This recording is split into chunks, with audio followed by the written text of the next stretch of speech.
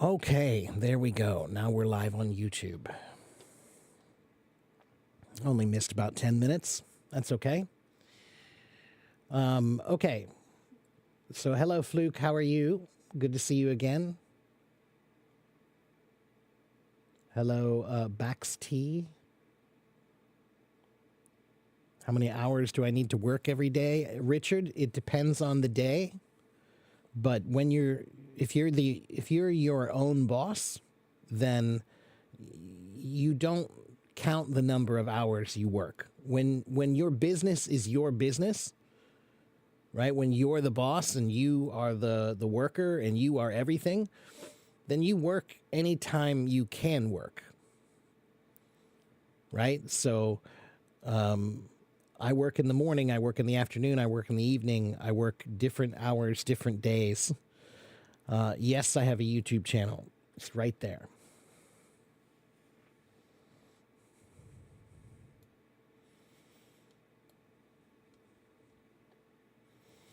You know, I'm a passion worker, which means that almost every job I've done is a job that is also something I'm very passionate about. So that means that when I work, the problem is that I love what I do, so sometimes I don't even think about how much time I'm working. When you're passionate about what you do, you lose track of the time, you know. So like when I'm teaching my students, I have to be very aware of the clock to make sure I don't go over time too much, because the truth is I love teaching so much that sometimes, you know, your half an hour lesson could be longer because I just enjoy what I do. So, yeah.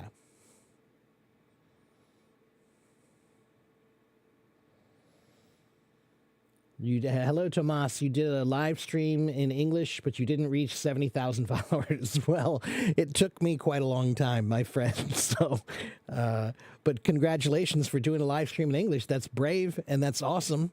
I wish I would have seen it. I wish I would have joined.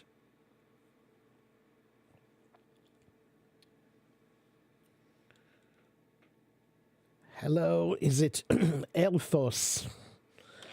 Elfus, hello, guten Tag.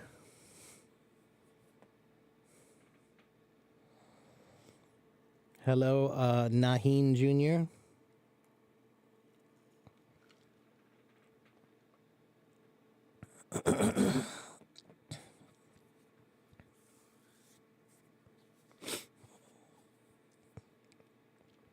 Hello, Kudsia. So, if you guys have questions, and hello, Ahmed Hassan over in YouTube, hello. If you guys have questions about English, then you can ask them to me. If you want to raise your hand and come talk to me, you can. It would be better if you're in a place that's relatively quiet, but, you know, and it would be better if you have something you want to talk about, right? So if you're going to raise your hand, be prepared to engage in some kind of a conversation. That's all, right? But I would love to talk to some of you if you guys want to raise your hand. Anyone? Elfus, your name is very. It sounds very medieval, like the AELF. Meaning elfin, like a Celtic. It sounds very. There are many Celtic names that have a very similar thing. So I wonder, is that a Saxon, Anglo-Celtic kind of thing? The AELF meaning elf. Does it mean elf something? Elfus meaning elf something. What does your name mean? Do you know? Thank you for the gifts, by the way. Egg.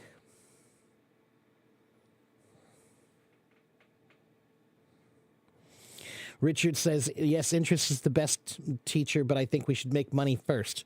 Richard, well, that's a very Chinese thing to say. But There are some people who just are not programmed to think in those terms. Artists in general are project workers, passion workers.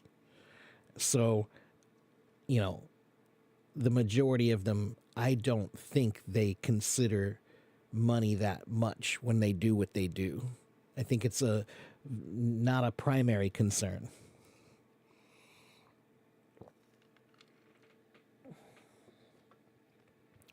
Are phrasal verbs replaceable? Yeah.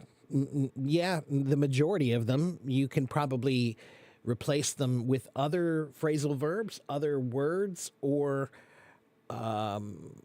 just an explanation of the phrasal verb, right?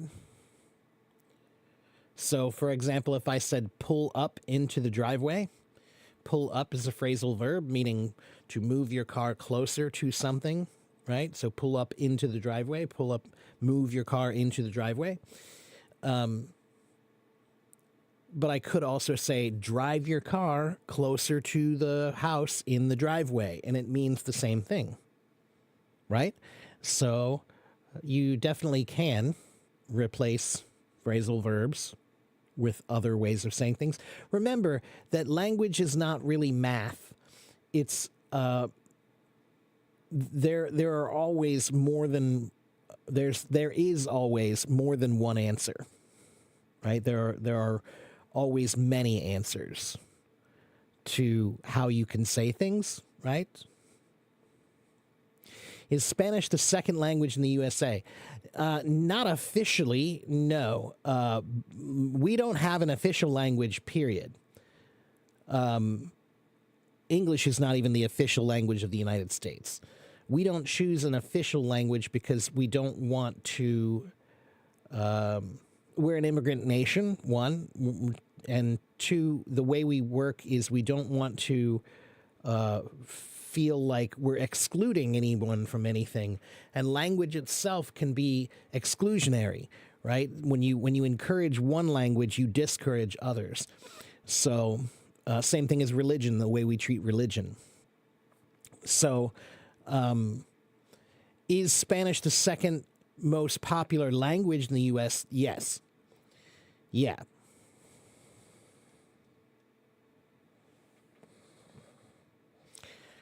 Phosphen, what does that mean? I'm not sure what that means. Hello, Green Leaves. Hello, Gila, how are you? You were Apple Tree before? Was that your name before?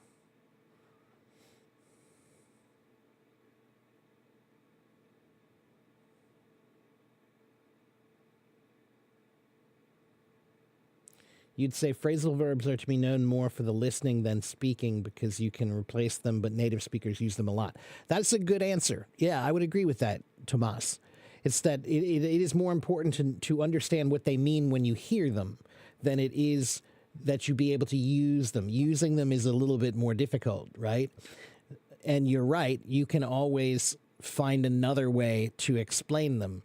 Phrasal verbs are improvised language, which means that somebody just put two words together to come up with a new meaning, or a few words together to come up with a new meaning. And they serve the same purpose as idioms, in that idioms and phrasal verbs are just efficient use of language.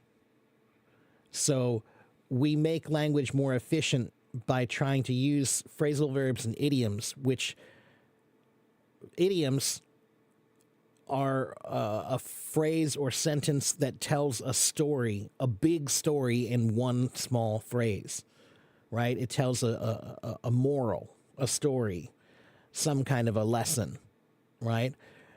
And a phrasal verb is something that just tells you... it's a verb, but it's a new meaning because you combined two or more words together to create a new meaning. Okay?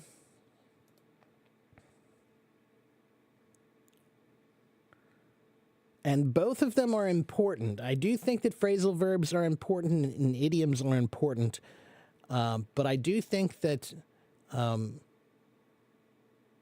I don't think you should worry about them too much. I think you should study them. I think you should try to learn how to understand them when you hear them.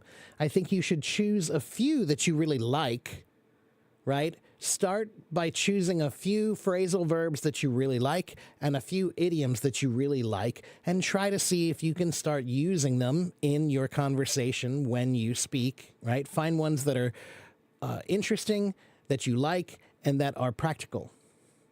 Okay?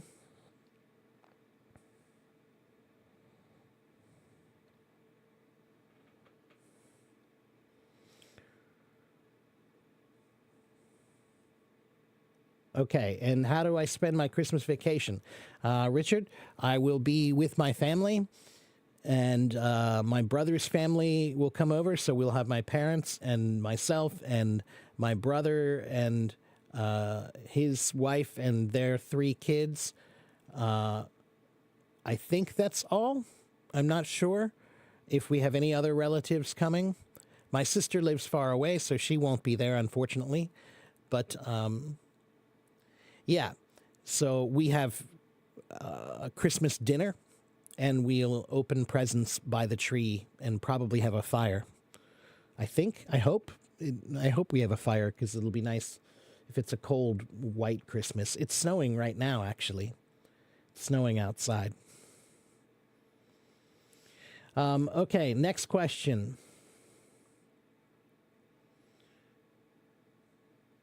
What about Chinese in the USA? You mean, what about people who speak Chinese in the USA? Is it common or popular? No, it's not common at all. No, I mean, there are many Chinese people here, and they probably speak Chinese and they know Chinese. But as far as people speaking Chinese regularly here, no, only in the communities that we have, right? Like, on the other hand, if you go to New York City and you go to Chinatown, you can go to Chinatown and all you will hear is Chinese. They have Chinese signs everywhere, and the businesses are all Chinese, and they're speaking Chinese, and so yeah. But I will also say that many of the Chinese restaurants in the United States are from southern China, the Cantonese region. And so they do speak Mandarin, they know Mandarin, but they usually speak Cantonese to each other when they are here. Okay, and Rebecca says how to master the intonation of English. Are there any rules? It seems that it varies from person to person, how to speak more naturally. The intonation of English. Rebecca, I think you're right for the most part, I think you're right. I think that intonation is unique. It's like music, right? You can have 100 trumpet players, and they'll have 100 different ways of using intonation, right? Their intonations will be different, okay? Because music and language are similar that way. Their personalized expression of sound. Music and language are both similar in the fact that they are both personalized expression of sound. And so, yeah, the pronunciation and, everybody has a different pitch, a different volume, sometimes a different accent or different way of emphasizing the syllables, right? Accent meaning the regional way you speak, or accent meaning the stress you put on which syllables, right? So there are some rules, but it does vary from person to person, right? So when I say there are some rules,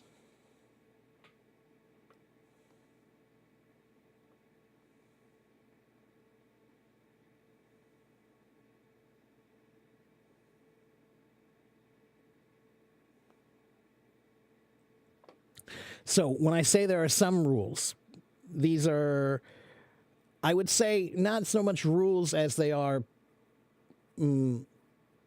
suggestions or common ways of speaking. Okay, so for example, in most statements, the voice usually ends on, it falls down, it goes down in pitch at the end of a sentence, just like I just did, right? See, at the end of a sentence, I always go down like this. Okay, and the reason for that is because if you end a sentence on the up, then it sounds like a question, right? So questions end on the up. What are you doing, right? How are you, right? We've got this pitch bend that makes it go up, right? So, or if I say something like, is that all you're going to eat? Then it's going up. That implies a question, right? So, let's see.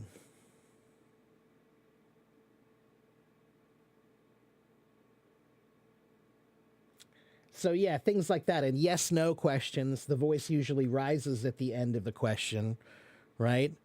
And in WH questions, who, what, when, where, why, the voice usually falls at the end of the sentence.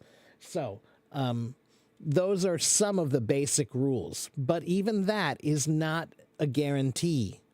I could ask you a question, but not raise my voice and go up. I could end a sentence, but end a sentence on the up like this. I could do that. And there are some people who do things like that, right? The White House press secretary, I think it was. She was the press secretary, one of Biden's, I believe. I can't remember. Anyway, her name is Jen Psaki. She's got her own news show now. And I'm almost surprised she got the news show because she's very smart, but she does have this kind of annoying habit of ending everything like this. Everything goes up at the end of her sentences like this. So her speech is always ending like this at the end of every sentence. And that's kind of weird. There's a term for it. I can't remember the name for what she does, but there's a name for that thing, right? When you end statements on the up over and over, there's a certain term for that, but I can't remember what it is. But anyway, she used to do that in the press conferences, and she would do it now she does it on TV on her news show too. But clearly, it's not a problem because she got a news show and she's the White House press secretary, right? So that's her personalized style of speaking. That's the way I look at it, Do I like it? No, not really. Do I think she should try to fix it? Yeah, I do. But that's her personalized way of speaking, just like I have my own personalized way of speaking, and my rhythm and my stress and my intonation is all unique to me, right? Voices are similar to fingerprints in that they are somewhat unique. It's not just the tone of your voice, it's the dynamics, it's the rhythm, it's the pitch, it's the intonation. There are many factors that go into it. Can I recommend any easy understanding American books for non-native? Alexander, what kind of American books do you mean? Do you mean books about America, books about American history, books about American culture? Do you mean English books written by American authors like Tom Sawyer, Huckleberry Finn, from Mark Twain? Or what do you mean, Alexander? Flavia, hello, Flavia. To be on cloud nine is an idiom, and yes, it means that you feel like you are doing really amazing, right? And the reason why is cloud nine is the cumulonimbus cloud, which is the biggest kind of cloud in the sky. Those big puffy clouds, those are cumulonimbus clouds. And that was the ninth category of cloud type that was created. So cloud 9 means the ninth category, which is the cumulonimbus cloud. So that's why we call it cloud 9, because it's the biggest, puffiest cloud. You're on the most beautiful, big, puffy cloud in the sky.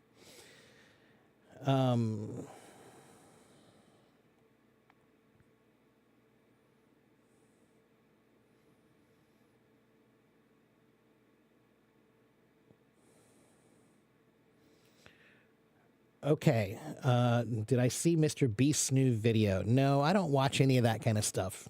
I'm not a big fan of those kinds of influencers. If you're going to be an influencer, then you should be a positive influencer, or don't be an influencer at all. And there are lots of negative influencers and desperate influencers. And I think that Mr. Beast is in the category of desperate. Because he basically just does these huge, huge stunts that waste a lot of money for attention. And I know he does do some charity and he gives away some money and stuff, and that's all well and good, but I still think that you should dedicate your life towards a purpose that has some positive benefit in the world. Through what you do directly, right? So I don't care how much money you make if you make prank videos, right? I don't think prank videos are good. No, I don't. I think that they were funny for about 2 minutes, and now they're just stupid and annoying and honestly kind of a public problem. You know, you should not feel okay doing stunts or tricks to people you don't know in public. You should not feel okay doing that. But lots of people do because of the internet and social media, right? So anyway, man, I'm getting off topic. I'm sorry. Let me keep trying to catch up with the comments here. My point was just that, no, Mr. Beast, don't watch him. I'm not interested. He's just another one of these desperate for attention, desperate influencers. And he's rich, and that's great, but he could do better. Hello, Sala. How are you? Hello, Kuine. I'm not sure how to pronounce your name, but Merry Christmas to you. An English book. Okay, I'm going to assume that you mean a book for learning English, like a grammar book, Alexander. So I'll give you the name of my favorite one. It's called Basic English Grammar by Saddleback Publishing.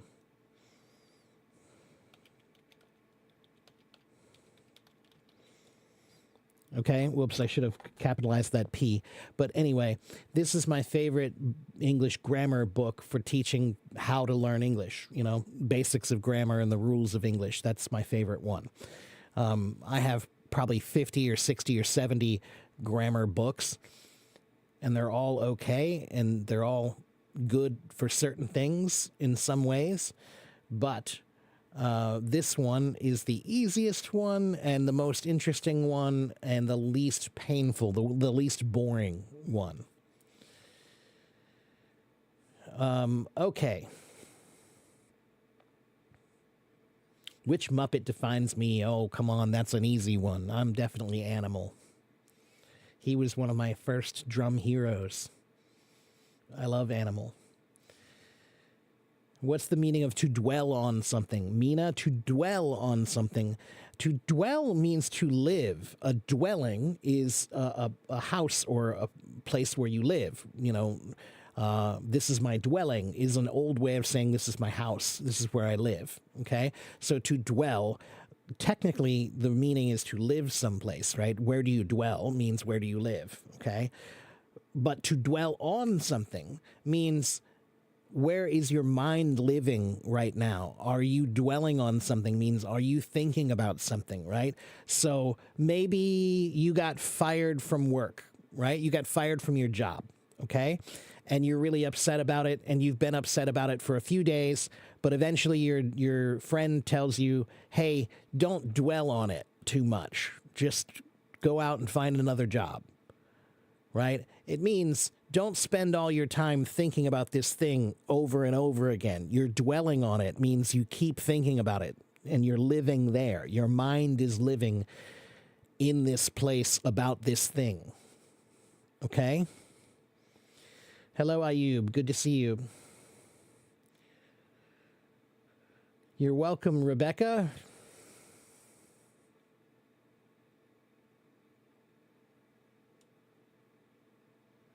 Rebecca, another example of what I was talking about would be, well, one, if you're familiar with the TV show Friends,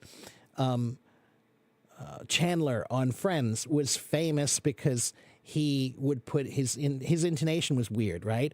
He wouldn't say, could you be any funnier? He would say, could you be any funnier, right? He would put accents in strange places on the sentences, right? And Christopher Walken is a famous American actor, a very famous American actor. And I think at least 50% of his fame is because of his intonation.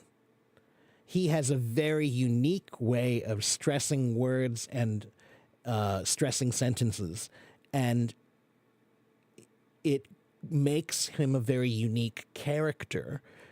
His voice and the way he speaks makes him a very unique character, which is why he's one of the most successful actors, because people want a unique character, right? They don't want somebody who sounds the same as everyone else. They like it when you sound a little different. Okay? Good night, Fluke. Hello, Carlos. Hello, Hussein.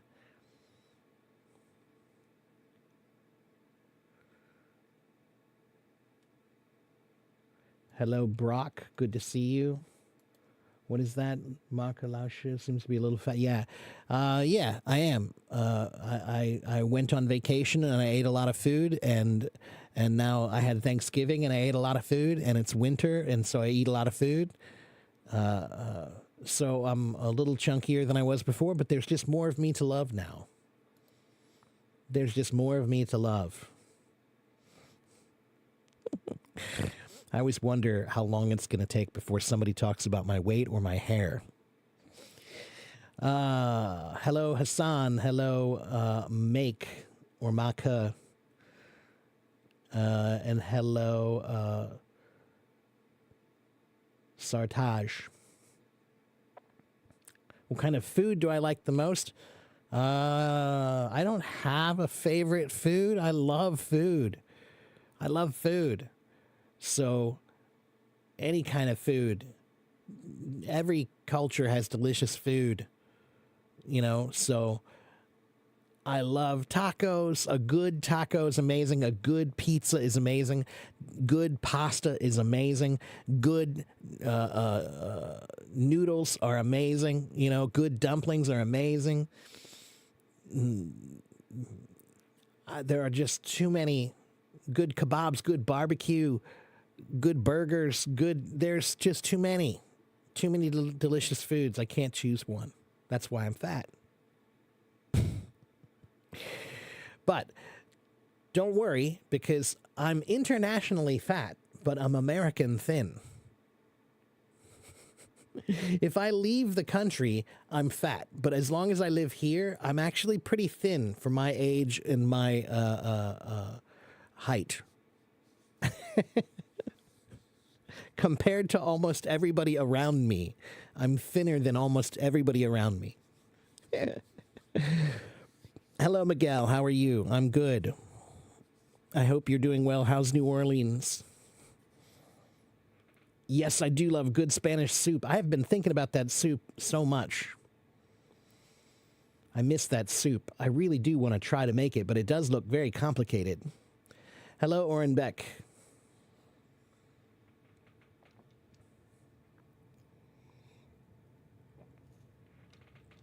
I like seafood and beef also.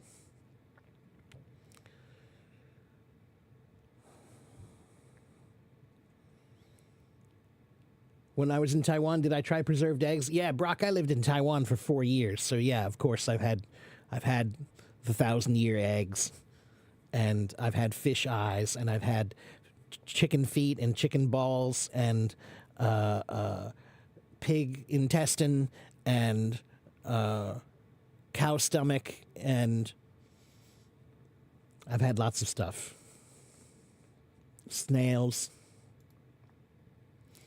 Grilled fish is better. Grilled fish is good, but again, I like it all. Hello, Wan Yu.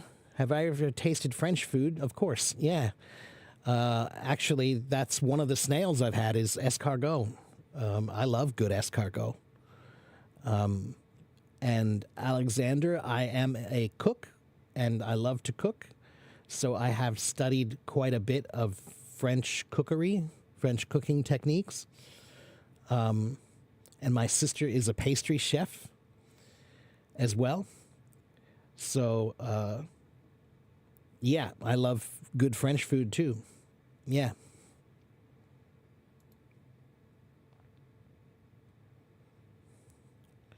Hello, Saeed. Sartaj, you want to join with me to do what? You want to talk about what? What do you want to talk about? Maybe I'm fat, but I'm relatively thin. Exactly. I'm relatively thin. I'm internationally fat, but American thin.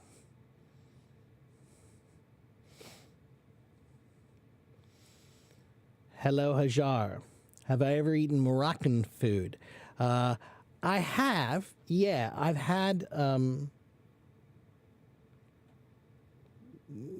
I've had some. I think it was Moroccan couscous. And what else?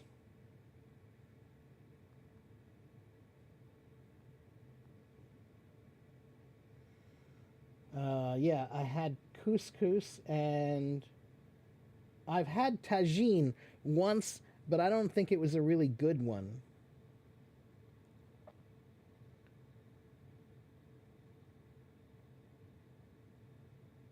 And I think that might be it.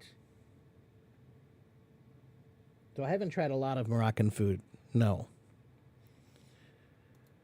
Yes, chicken feet. Sure. Are the famous burgers of Philadelphia known throughout the U.S.? Burgers of Philadelphia, or do you mean the steak sandwiches? Philly steak and cheese. That's what we call it. The Philly steak and cheese is very famous. Very, very famous. Absolutely. That's like it's shaved steak meat that's cooked on a grill, and then they add cheese and I think onions, and they put it on a big bun and serve it to you. It's delicious. It's amazing. It's fattening.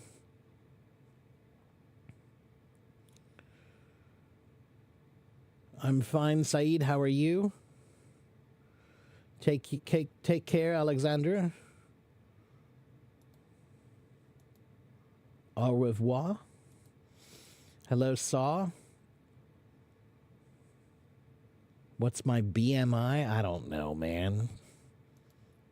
It's not high enough for me to worry. Okay, so a couple people want to talk to me. Let me see here. I think I'm finished with my comments here. Let me make sure. Okay, Sartaj, wait another minute. Yeah, next week is Christmas.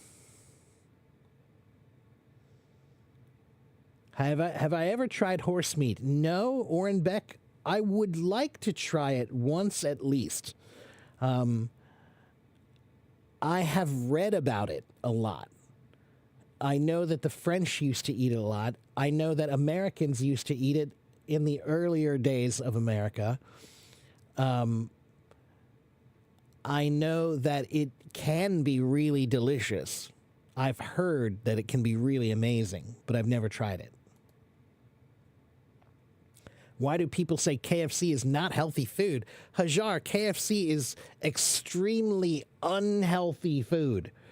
Why? Because it's fried chicken. that is not a healthy food. Fried food in general is not healthy. You know, it's not healthy. So, and KFC is one of the worst, to be honest. It is delicious. It's delicious, but it's not good for you.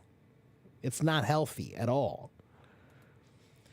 Okay, Sartaj, give me a second. Celine, I'm from Ohio, Cincinnati, Ohio. Okay. Sartaj, you have to raise your hand. Raise your hand so I can talk to you. And was it Celine? Did you want to talk to me also? You can raise your hand also, Celine.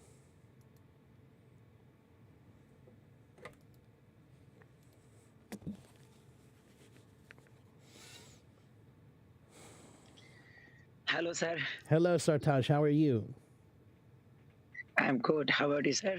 I'm not bad. I'm not bad. So what can I do for you today? How can I help you? Yes, sir. Sir, sometimes I am so confused about it. How can I be a proficient person? So just times I'm considering about it, and just times I'm thinking about it. That's why I'm asking you. How can you be a proficient person? Yes, yes. It's my future dreams. I want to be a proficient person, and I want to speak with the.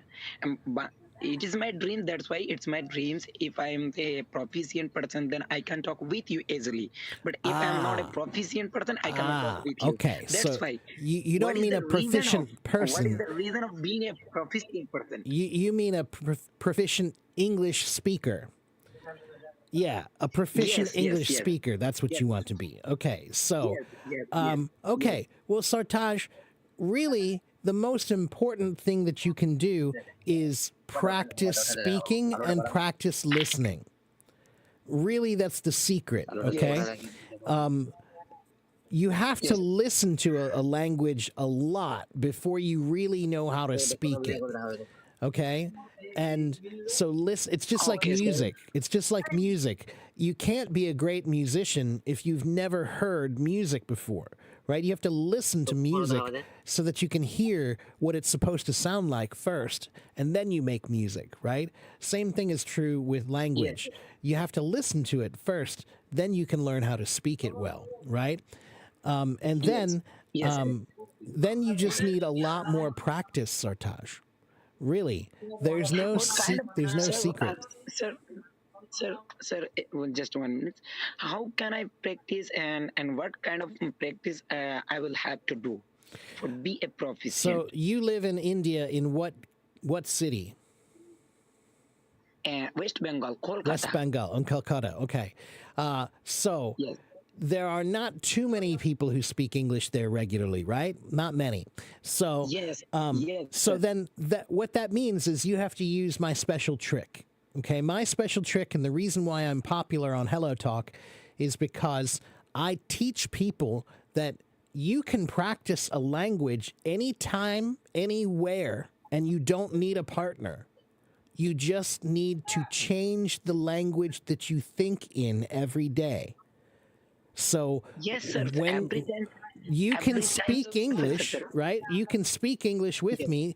Great. So the next time you go to the store, if you go to the market to buy some things, I want you to think about it yes, the entire time. Think in English, right? Don't think in your native yes. language, think in English.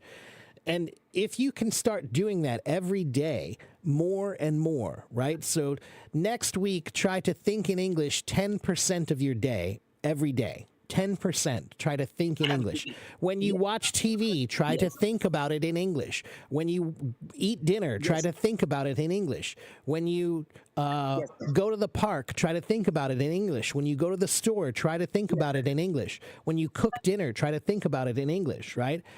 Turn your life thinking into English practice. And then you'll get a yes, sir. lot better Yes, a lot quicker because, Sartaj, all language starts in the mind. All language starts in the mind. yes. So if you Every practice time. here first, if it feels good up here, then it will be easy to make Yes, it come out of your mouth. Okay? yes, sir. Yes, yes. Every time I am doing this kind of practice. because I have no any friend for talking with me by this language. But always thinking about it. If I am wants to grow in my lives, in my future lives, then I will have to speak in my Yeah, mind. and so you do need to, if you want to find real native speakers to practice with, then you do need to make some effort. It's not easy, right? You have to try a lot, right? If you expect to find native speakers to practice with easily, then no, I'm sorry, but they're not easy to find. So you have to put in some effort. You have to try, right? You have to make a Yes, plan. Make a plan. How am I going to find some native speakers to practice with? For example, if you live in a big city, right? Kolkata is a big city. There, there no, are I'm not there living. are native English speakers in Kolkata. There are some. How can you find Yes, them? How can you find them? It's actually easy to find English speakers or easy to find speakers of any language. If you find the food, you will find the foreigner. So what I mean is, yes, in every city, you can find an American if you find the best burger or the best pizza or the best pasta or something like that. Go find the best American food, and then go there on a Saturday afternoon or a Friday night, and there will be some Americans there eating.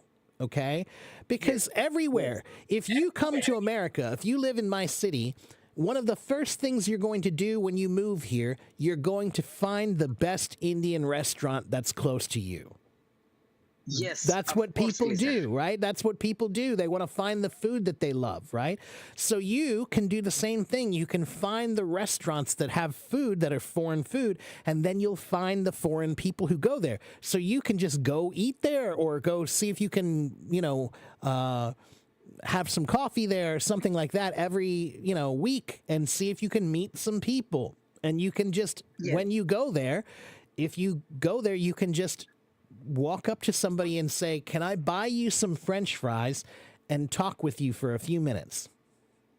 You know, just yes, buy them something yes, small, buy them some french fries or something like that. Buy them, a soda or, a snack or something and say, can I speak with you for 15 minutes or a half an hour if I buy you some french fries? Can I practice my English with you? And some of them will say no, but you have to be brave and you have to try to find somebody who will say yes. Okay, yes, yes, finding a yes, good sir. partner, No, especially in your city, that's not an easy thing to do. Okay, so yes, sir. but you can also find people on Hello Talk or other apps like Hello Talk, right? But on Yeah, Hello Talk, most people are very unsuccessful trying to find a partner on Hello Talk, but it's because yes, most people don't try. Most people yes. don't People, try. mo- most of people wants to spend their his times, but I don't like to spend my times. That's why I'm talking with you, and I never ever searching small-minded peoples. I am searching only big-minded peoples. I want to see the Right. big-minded people. Sure. Well, that's harder too, right? But Sartaj, I tell people that finding a partner on Hello Talk is kind of like fishing, right? When you go fishing, Yes, you need to be very patient. When you go fishing, you have to throw the fishing line out many, many times, hundreds of times, but you might only catch 3 fish, right? But you have to yes, throw it out hundreds of times, right? And sometimes you catch a good fish, and sometimes you catch a bad fish, right? yes, yes, So, same thing is true with Hello Talk. When you are on Hello Talk, you have to message many, many, many people, yes, not just 5, yes, not just 10. You need to message 200 people, 300 people. If you message yes, that yes, many people, then you have a much yes, better chance of finding somebody to talk to. Okay? And yes, you have to have an interesting introduction message. yes. If all you do is wave, don't expect a reply. Don't expect somebody to Oh, answer you if all you do is this. okay, If all you okay, do is say, hello, my name is Sartaj, will you teach me English? Don't expect a reply. Imagine this, Sartaj. When you introduce yourself to somebody online, you need to do it the same way you would if you were in person. So, Sartaj, if I was in Calcutta and I walked up to you, and what's your native language? Oh, Sartaj, we lost him. I think his time limit probably is up. So I was going to say, if I walk up to Sartaj in India, if he speaks Hindi, right? If he speaks Hindi and I walk up to him and I don't know him and I just say, hello, my name is Mark. Will you teach me Hindi? Don't you think that's weird? If I just walked up to a perfect stranger and I said, hello, my name is Mark. Will you teach me English? I'm sorry. Will you teach me Hindi? That's weird, right? Why do you do that on Hello Talk? Why do you introduce yourself that way? Introduce yourself like a real person. Hello, my name is Sartaj. I'm from Calcutta. I read your profile and I think you're really interesting. I noticed that you like cooking. I like cooking too. What's your favorite recipe? Now that, if you write that, someone will reply. So when I told you that the biggest problem people on Hello Talk have is the reason you can't find a partner is because you don't try. One, you don't write a good, proper introduction. You didn't try. Two, you only messaged 5 or 10 people. You only messaged 5 or 10 people. It's not enough. You have to message 500 people. Okay? If you really want to find a valuable thing, then you have to be willing to put in the time to find it. Okay? So, don't just message people and wave. That's a waste of time. Okay? And don't just message people and just say, hey, will you do this for me? Will you teach me English? That's not a good introduction. When you learn a new language, one of the first things you need to do is learn how to introduce yourself well. So, if you don't know how to introduce yourself, you better learn. You better sit down and figure it out. How would you introduce yourself in your native language? Can you say those words in English? Can you introduce yourself as well in English as you can in your native language? If you can't, figure it out. Learn it, because it's a really important thing when you're learning a new language. Okay, let me catch up with some of the comments and questions if I missed any here. One moment, and then I'll see if I can talk to somebody else. Sartaj, I imagine you probably lost your time limit ran out.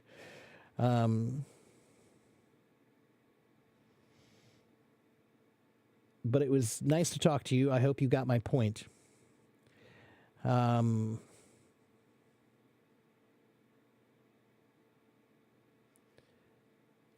BB Cool from Kazakhstan. Hello. Hello, Doris. Thank you for the gifts. Hello, Samson. Welcome back. Hello, Hafiz. Thank you, Sasha. The user,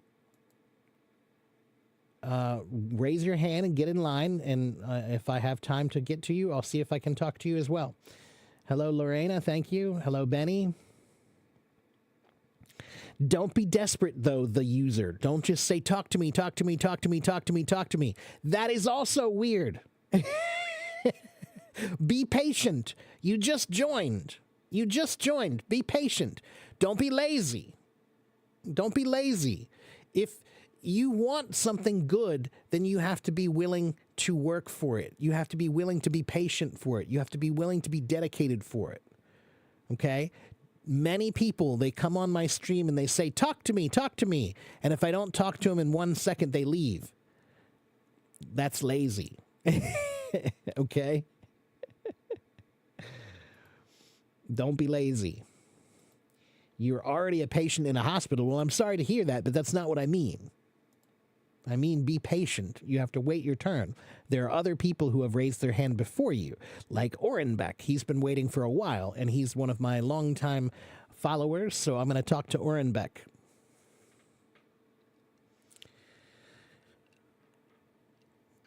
Mr. Teacher Mark.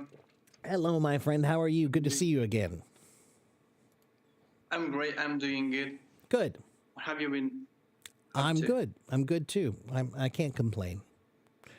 I think that's a good statement to make. In America, that's what we say sometimes when people say, "How are you?" We say, "I can't complain." It means, it's kind of a way that we say like, it could be better. Things could be better, but I shouldn't complain. Things aren't too bad. So we'll just say, Yeah. I can't complain. Can't complain. Yeah. Yeah, that's great. That's great. Yeah. And we also have such a phrase, yeah. Yeah. And we say like, I'm satisfied, Right. Yeah, it's similar to that. Right. Yeah. Sometimes we even make it like kind of a joke. We'll say, somebody will say, "How are you?" And you'll say, "I can't complain." Or we'll say, "I could complain, but who would listen?" And, it's just kind of like a joke, like nobody cares, who would listen? Nobody cares about my problems, Yeah, I'm willing to listen if you're going to complain because I've just read a lyric in another party, and it was about this, exactly about this. When people it called what I say when people ask me how are you doing, how's it going, and he says actually he's living depression and he has some trouble with his casual life, but he says, okay, I'm doing great. Well, that's a funny thing about the words "how are you." Americans, we will say "how are you" a lot, right? We'll say "how are you" when we see you every time. "Hey, how are you?" I say "how are you" to every one of my students when we start the lesson. "How are you today?" And the thing about "how are you" in America, in the West, is when we say "how are you," when we say it as part of a greeting, it usually doesn't really mean anything serious. It's just part of the greeting, right? It just means, "Hello, how are you? Nice to see you again," right?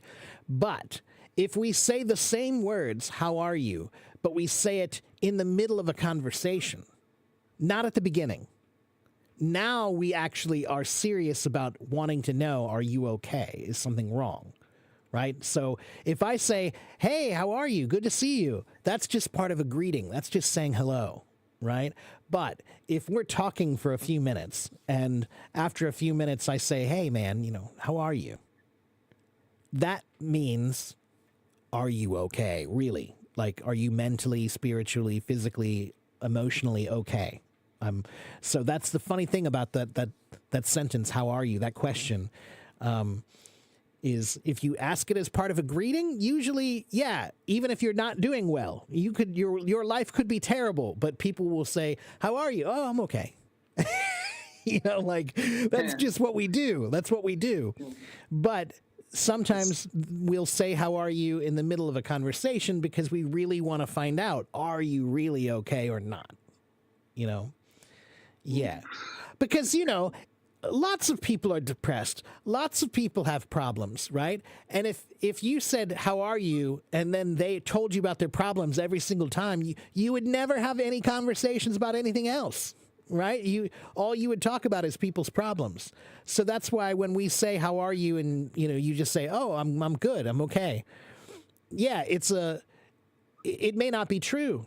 It may not be true. When people ask me if I'm okay, I always say I'm okay. But I might not be. Maybe inside I'm not good. Maybe inside I'm not great, But I don't want to burden people. If I do feel bad inside, I don't want to burden anybody. I don't want to tell people, "Oh yeah, I'm not good because of this and this and this and blah blah blah blah blah." So that's what we do, is we kind of just keep it inside and we say, "I'm fine. I'm good." Yeah. Yeah. And it's actually it's really ironic to realize that when someone asks how are others, they don't mean how they really are. Yeah, right. When they answer, Yeah, unless when they respond, go ahead. Yeah, I think I interrupt you. No. You go ahead. When they respond, what? It's really ironic to realize that when someone responds like "I am alright," they don't mean that they are alright. You know. Yeah. They might not. Yeah, right. mean it. It's just a casual way of just replying to that question. It's just a casual way of answering the greeting. You know, I'm okay, I'm fine, I'm good, I'm great.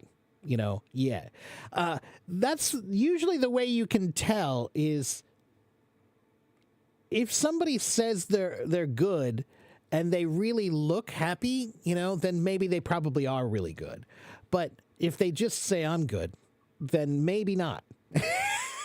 maybe they're not. Maybe inside they're not having a great day. But again, I think that's part of the problem of being an adult, right? You know, when you're an adult, everybody has problems. And we feel like being an adult means part of your responsibility as an adult is to try to deal with your own problems, right? To figure out your problems, whatever they are, it's your problem. So you have to figure them out, right?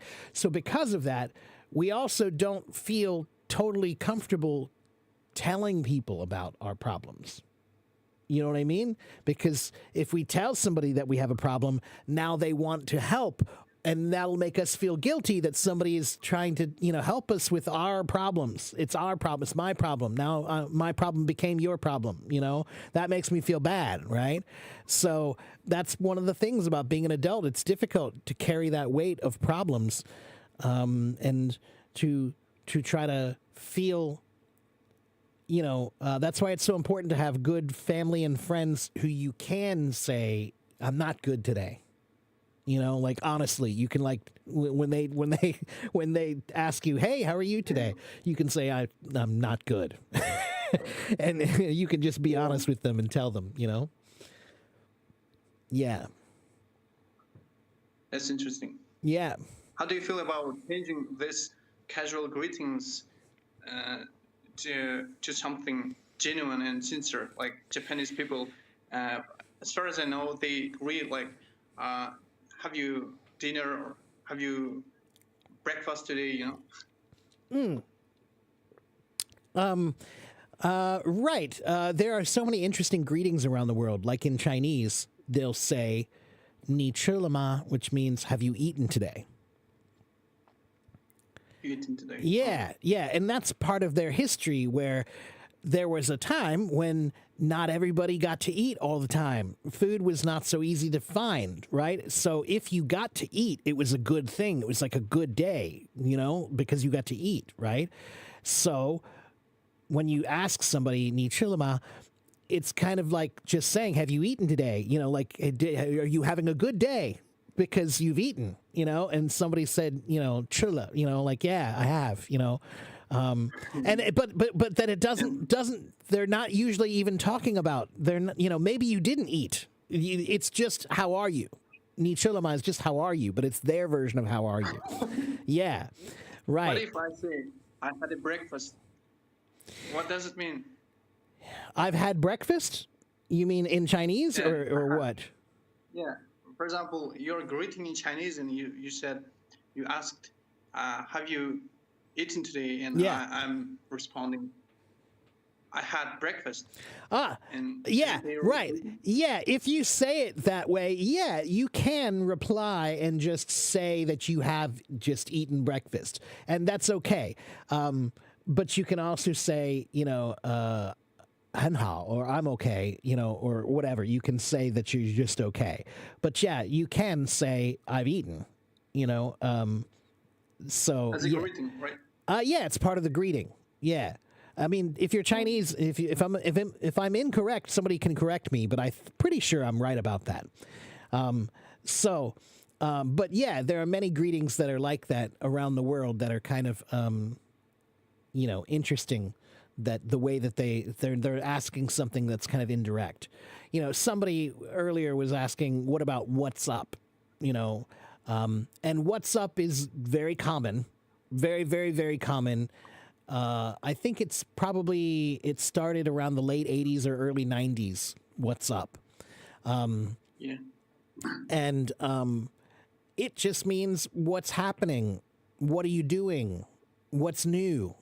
You know, and those are all fine too. You can say, hey, what's happening? Or you can say, what's new? Or some people say, hey, man, what's good? But it's very, very informal, right? Yeah, right. When you say what's up, that's very informal. That's very informal. And that is important to remember because you shouldn't say that kind of greeting all the time, right? You know, if you're meeting somebody like a parent or a teacher or your boss or, you know, somebody important or special in some way, probably not the time to say, hey, man, what's up? You know, that's too informal, you know? Is it impolite too? I personally, I think it is. Personally, I think it is kind of impolite. But I think I'm a little old school that way, that I still do believe that when you meet people, you should be formally polite. And then as you get closer to each other, perhaps then you can be more informally casual, right? But I think that when I meet new people, if I meet a new family or something, I want to be polite, right? So when I met Gunter, my friend from Germany, and I stayed with him in his family as well, you know, I was as polite as I could possibly be about everything, you know, helping to clean up. And, you know, I cooked them dinner one night and I tried to make sure I was helpful and clean and stayed out of the way and answered politely to things and whatever, you know. So because they're new, we're new, but we got to know each other over that short time, that short week, you know, and we're eating together and we're having wine together and we're talking a lot. And we got to be a lot more casual and informal, you know, but in the beginning, I definitely was much more polite and formal. And I do think that that's the way. I think that's a good way. I think that's a good way. Some people might think it's in some way false, but I don't. You know, maybe you could make the argument, well, no, man, you should just be how you are all the time, whatever, you know. Okay, but, you know, I've talked about this a few times before on my streams. It's called code switching. It's a psychological term, sociological, psychological term, code switching. It means that everybody changes the way they talk and the way they act depending on what group of people they're around. Everybody does that, right? So when you're in front of your friends, you talk like this, but when you're in front of your family, you talk like this. You know, it's different, right?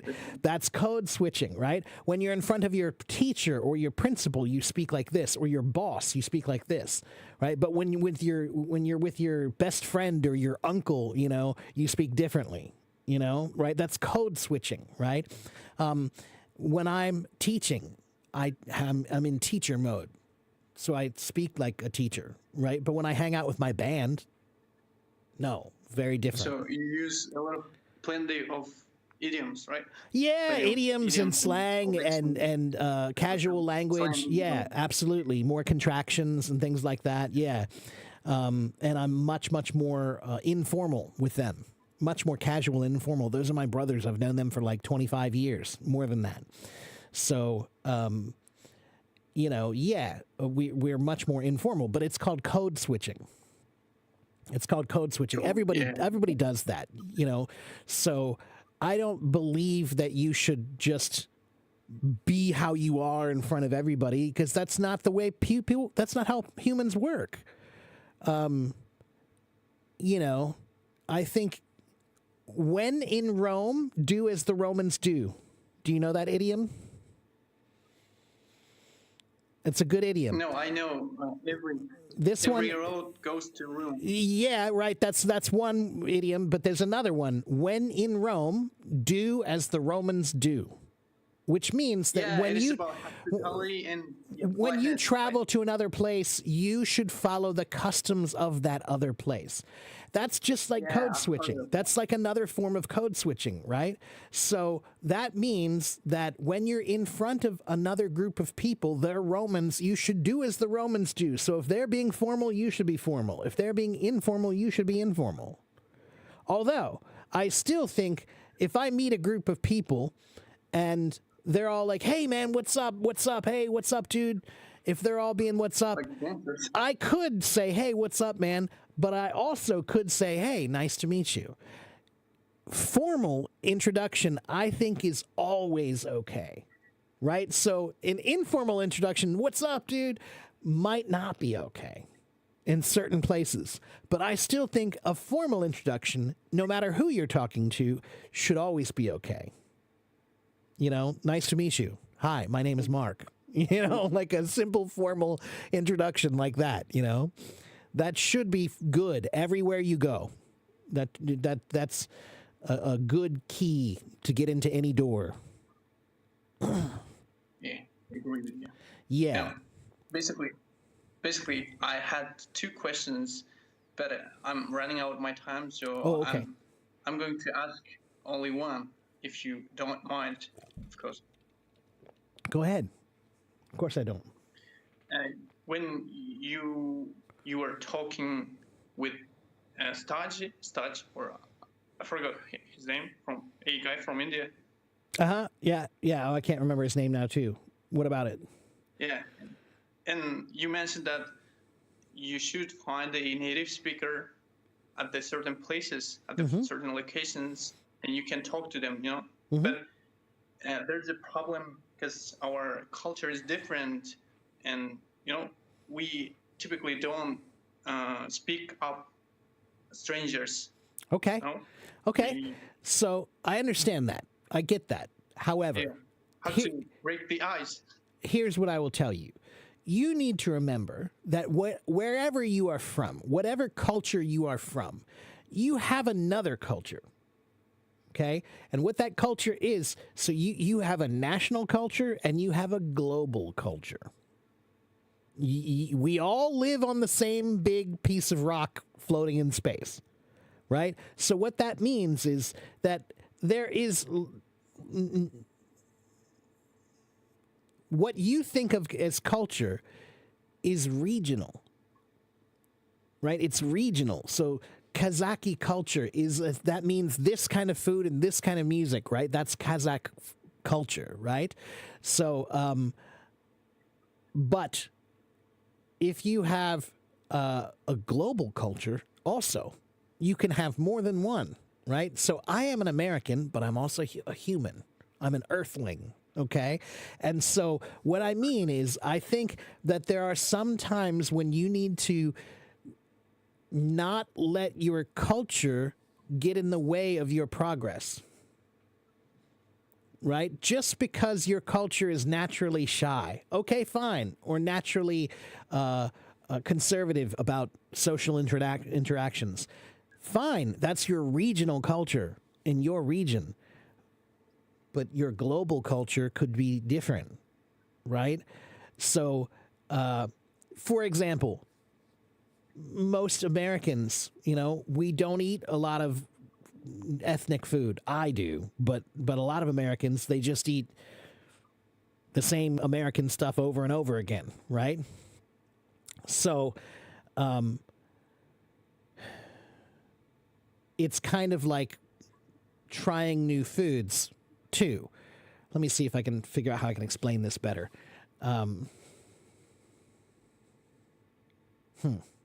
Give me a minute. I had a good thought, but I can't figure out how to explain it well.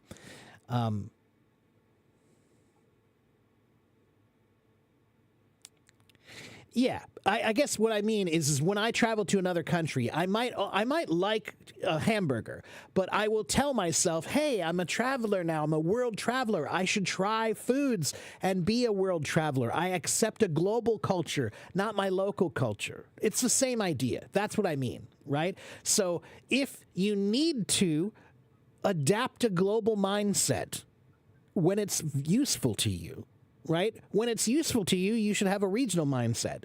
But we all live in on a world that we all share. So that means that my culture is your culture in some ways, right? So don't always let one culture dominate your life when you have more than one. Okay? Uh-oh, I got frozen. What happened?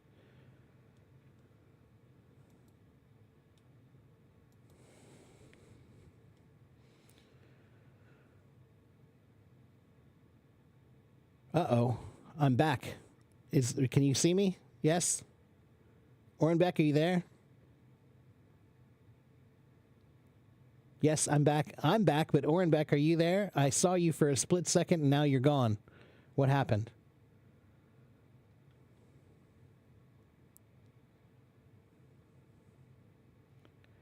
Oh, there he is. Can you hear me? Okay, Yeah, okay, I can hear okay, you. okay, good. So, I know that's not a perfect answer, but it is important, especially when you're talking about learning a language, because I will say this last point. Shyness has no place in language learning. If you are a shy person, or your culture is shy, or there's anything shy about you at all, I'm sorry, but you need to learn how to put that in a box and put it away, because shyness doesn't really have any positive value.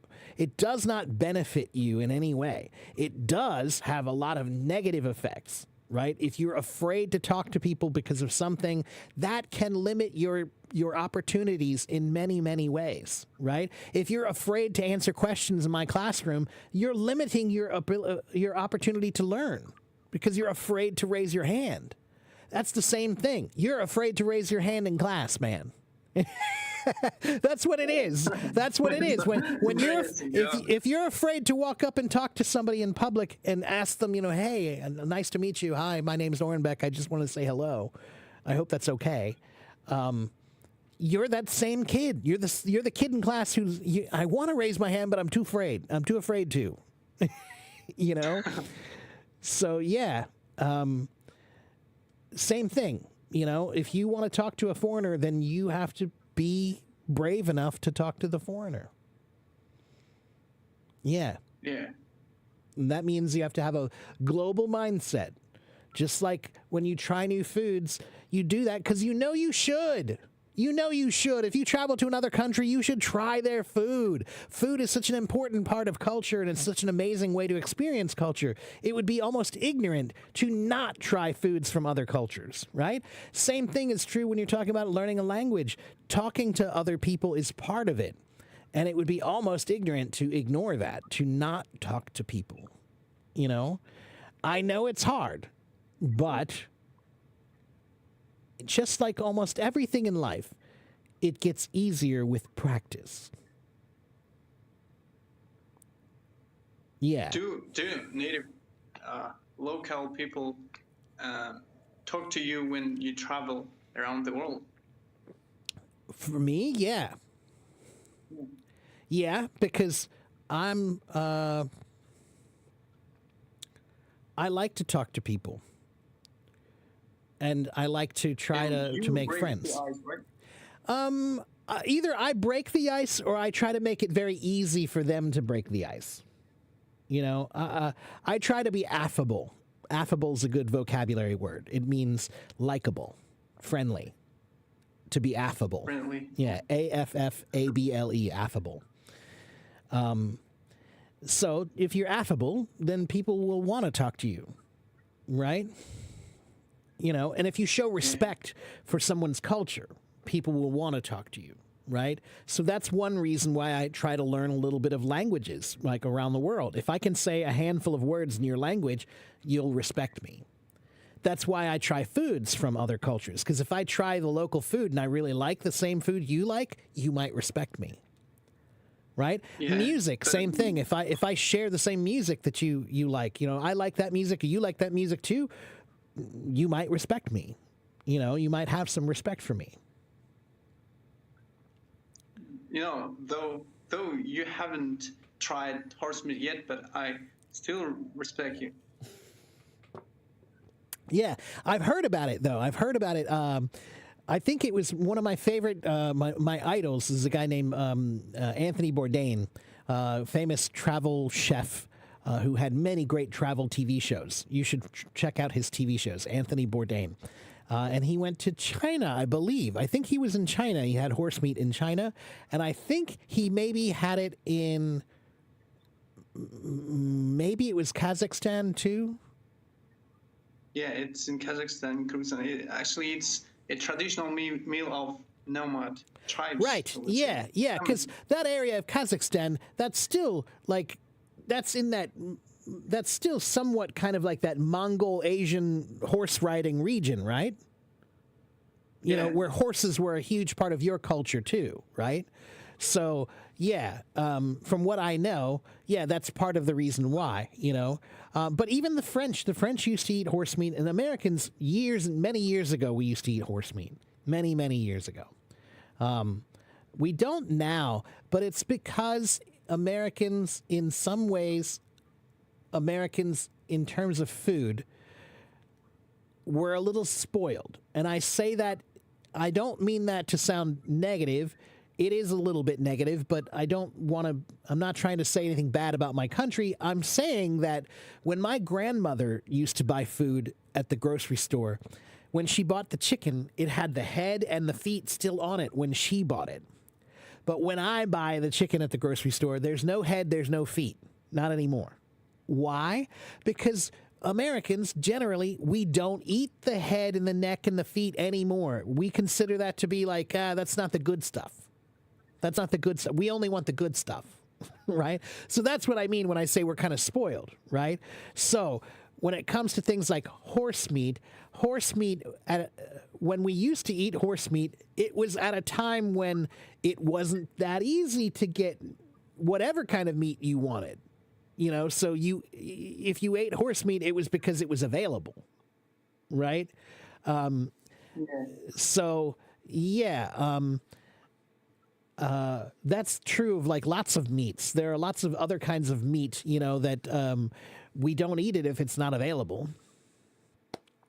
You know? Yeah, but it is available. But, you know, I actually consider that American people don't eat horse meat because there is no Kentucky fired horse, but there is Kentucky fired chicken. Kentucky Fried, right, right. And I was going to say something. What was I going to say?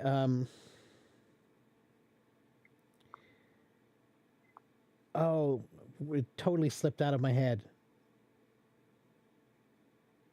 I can't remember now. Oh well. Anyway. Well, oh, no, I know what it is now. I know what it is. I'll tell you one of the big reasons why we don't eat horse. There's a fish that we eat called mahi-mahi. It's a very popular fish now. It's called mahi-mahi. It's a Hawaiian kind of fish, and it's very delicious, and it's kind of expensive, and people really love it in restaurants now. Now they do. But 40 years ago, that fish had a different name. It was called the dolphin fish a long time ago. Dolphin.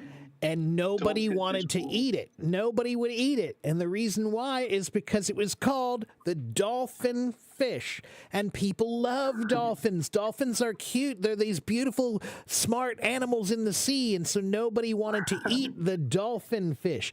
Now, the funny thing is, the dolphin fish is not related to the dolphin at all. It's only a name that somebody gave it. They thought it looked or acted a little bit like a dolphin, so they called it the dolphin fish.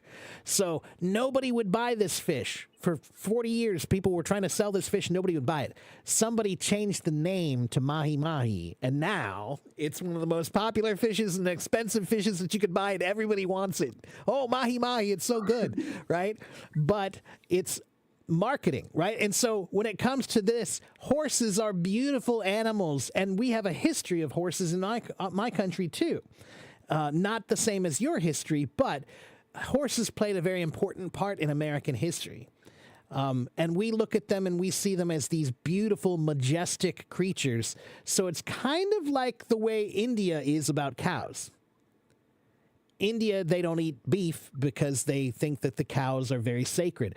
When I was living in Taiwan, the same thing in Taiwan. My ex-girlfriend, she didn't eat beef. She would eat chicken, she would eat pork, she would eat fish, she would eat, anything else, but not beef.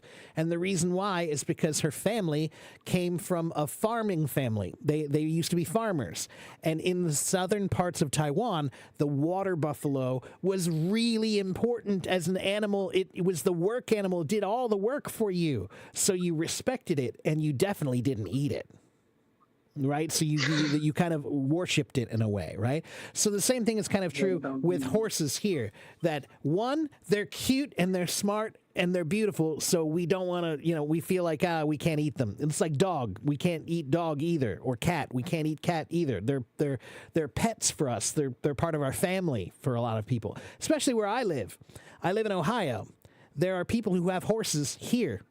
Just a few houses away, there's a person with a big yard, and they have some horses in their yard. And in Kentucky Fried Chicken, Kentucky is famous for horse racing.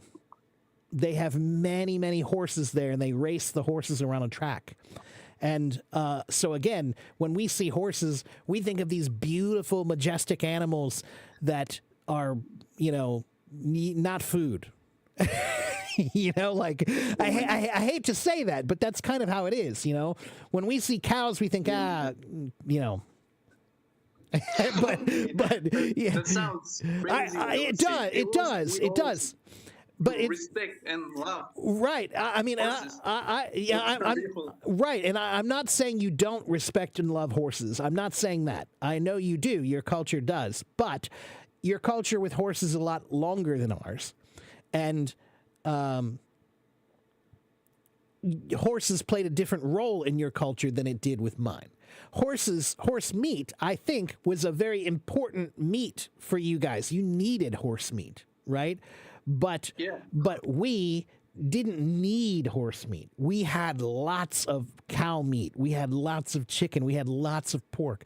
So because we had all these other ones, there was no need for any other animals. That's why we have sheep and lamb, right? But we don't have, if you go to the grocery store, there's not a lot of it. There's a little tiny bit. You can get sheep, you can get lamb meat if you want to. You can get duck if you want to. But it's very expensive, and there's not a lot of it because not many people really want it.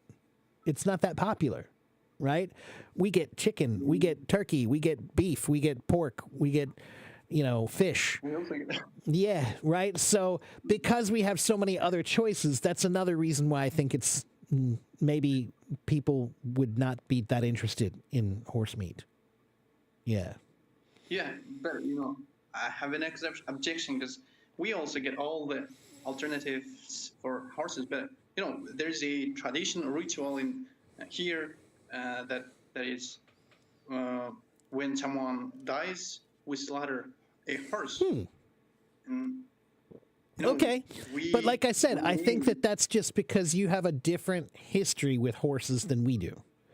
Your history is a lot longer, and the history of horses with your culture just is a very different role. You did eat them as a big part of having them. And they were ritually part of your culture for religious purposes, like what you just said, for slaughtering one when someone dies or something, right? So that's different than us. Our culture with horses, there were no horses in America at first. And I don't know if you know that. Horses were brought to America. So it's kind of funny. Horses lived in America natively for thousands of years. Then suddenly horses disappeared on the American continent. There were no horses for thousands of years. Then Columbus and the explorers brought horses back to America, and then we had horses again. But that means that when we had people here, there were almost no horses. And when we did bring horses here, they were important work animals. That's why we had them. That was our car. A horse was a car, right? So you didn't eat your car. It was too important. You had to have the car. The car did all the work for you. You need that car to travel. You need that car to do the work, Reasonable credible. Credible, no. Credible is a like, good word. Credible. reasonable, right? Credible means possibly true. Yeah, credible. Yeah. No, I wanted to say another word, which is synonym to reasonable. You know, like sensible. Yeah. Sensible. Yeah, right, sensible, right. And so, like I said, that's the reason why horses just have a different, different culture for us. When the horses were here, they played a much more important role in as farm animals, work animals, and as pack animals, travel animals, to travel everywhere, right? And America's huge. So how did the people get from the East Coast all the way to the West Coast? They had a couple of horses and they had a big wagon, and they would get on these wagons and the horses would take them to the West. And that's where they called that the open frontier. And that's where they would go find their own land and say, this land is mine now. I live here. Yeah, I know that's kind of how America was. This is mine now. That's the history of America. Mrs. Carolina says, you don't eat your car. Yeah, that's true. But there is this question, which implies that when your horse dies accidentally, you might eat its meat. Right. Why not? Right, exactly. And in that case, the same thing is true, I think, in America. If we didn't have access to other foods, then we would. We would eat it. And, for example, there's a famous story in American history about a group of people called the Donner family. The Donner family. And they were in western United States, and they were trying to travel through the mountains. This is a couple hundred years ago or whatever, right? It's a long time ago, and it was really dangerous. Very, very, very dangerous. High mountain passes with snow and no food, long winters, really hard to get through there. Many, many, many people died trying to go through there. Well, this family, they survived, but they ate each other. Like when people died, they ate the person because that was the only food that they could find. So to live, they ate human meat, right? So what I'm trying to say is in desperate times call for desperate measures. That's an English idiom. Desperate times call for desperate measures, right? And so, right. If I had no choice, if I was hungry and there was a horse and it died, absolutely, I'm going to put that thing on the fire. Like I'm going to eat it. But if my horse is happy and healthy and helping me do my yard work every day, no, I'm not going to eat that horse. It's too valuable, too important. So it's just because we have a different history of how we used horses and what horses mean to us. For us, horses were strictly very important work animals, and they came at a time when we needed them for that. And when we didn't need them for food, we had other options for food. And the truth is, a long time ago, the horse was better for hunting too. Because America, a long time ago, there were lots of animals around to eat. You could eat all kinds of stuff here. Where I live right now, every day I see deer. Every day I see deer walk through my yard.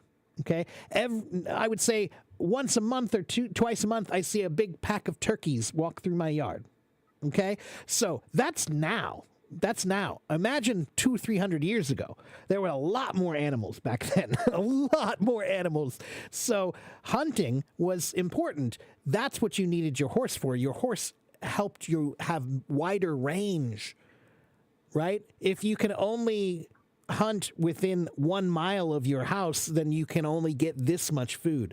But if you can hunt within 3 or 4 or 5 miles of your house, now you have a lot more access to a lot more food. Right? So again, horses were much more important as an animal for travel and work than we would ever think for food. I'm sure people ate horses in America when they needed to. I'm 1,000% sure that they did. But we just haven't been like that for a long time. So why would anybody do that? Yeah. But I bet I'm sure that when I'm pretty sure if I go to, I have an international market in my city. It's a famous one, very big one, called Jungle Jim's International Market. I bet money they have horse meat. They have I'm running out of food my from time. like 120 Thanks. countries. Yeah, no problem, Warbeck. Good to see you again, my friend. Yeah. Always a pleasure to talk to you. Thanks. Take care, my friend. Enjoy some horse meat. So yeah, my international market has foods from like 110 countries or something like that. So I'm willing to bet they have frozen horse meat. They have all kinds of weird meat from around the world. Okay, let me catch up with some comments here. Okay.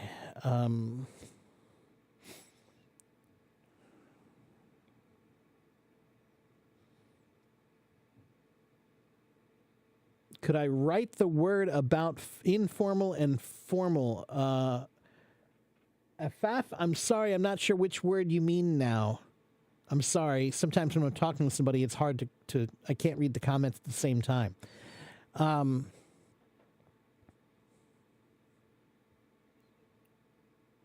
Sorry about that. Maybe you're talking about code switching. Code, C-O-D-E, code switching.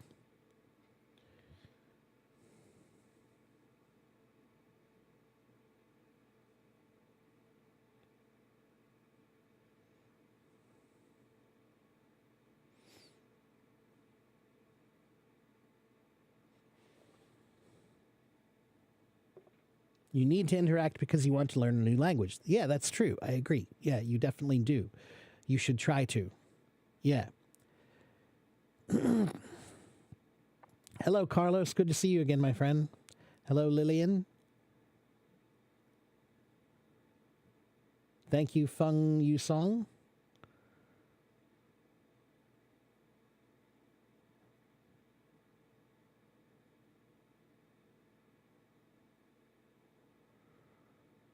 Yeah, Sebastian says, I would like to be a vegan, but it's hard. Yeah, my sister's a vegetarian, and she's a vegetarian because she loves animals. So she just can't imagine eating them anymore, right? And I understand, but yeah, it's hard. You know, I think cows are beautiful animals too, and I think they're sweet and cute, but they're yummy. So do I feel bad about it? Yes, I do. But I think that as long as you're humane about how you deal with it, I think I don't necessarily want to stop eating meat, but I do want to try to find more humane ways to make sure that the meat is harvested properly. Yeah. Anyway, so we eat the ugly ones. That's funny. Your friend of yours from Pennsylvania said that he saw a horse in the gas station in Irwin. One moment, please, everybody.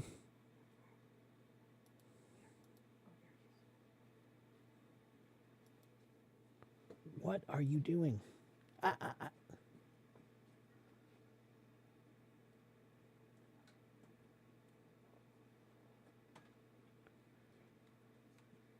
Okay, now, please, Amscray.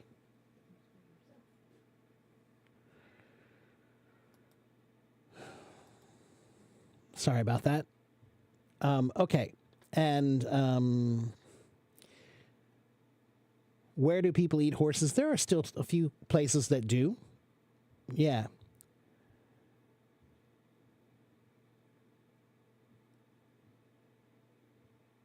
Kyrgyzstan, I think that's right. I think that's where Ornbeck is from, is Kyrgyzstan, not Kazakhstan. Kazakhstan's the blue flag, I believe, blue and yellow, if I remember right. But they both are in the same region, and I think they have a similar culture in that regard about horses. That's right. You don't eat your car. Do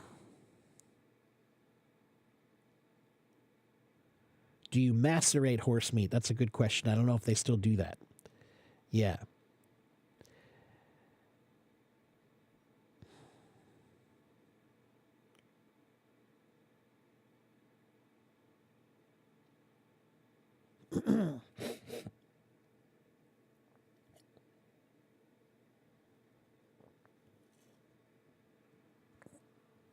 If I'm not wrong, don't Peruvians eat a kind of rats that are very popular? Yeah, they eat guinea pigs, which look a lot like hamsters.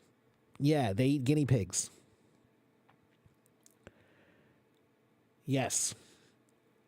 And is Ornbeck my friend? Yes, he is. Or at least I consider him to be. Hello to all the new people. Yeah, I would try guinea pig. I would try it once. I'll usually try something at least once, you know. I can't say I would be really excited to try it many times, but I'll try it at least once. I've heard it's pretty good.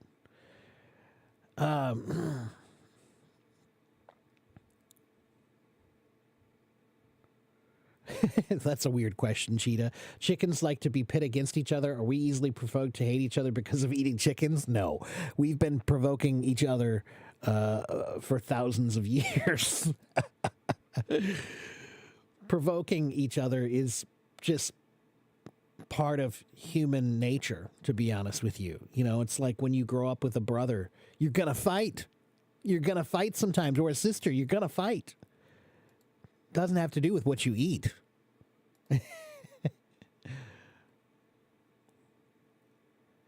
Nothing is wrong with guinea pigs. I'm saying that in Peru and in some places in South America, specifically Peru, they eat guinea pigs sometimes. Yeah.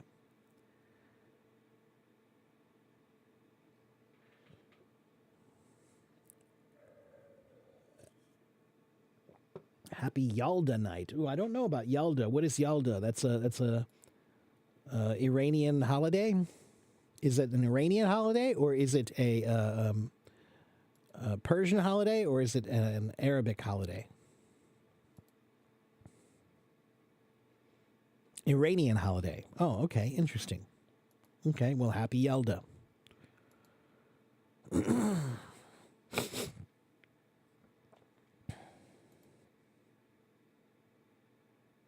Okay, let's see.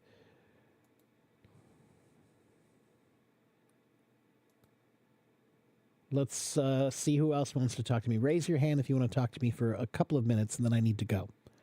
Okay?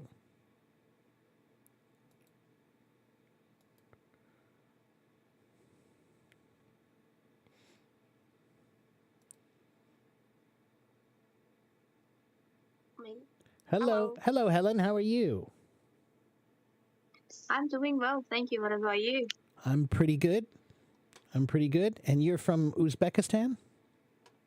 Yeah, I'm from Uzbekistan. Nice to meet you.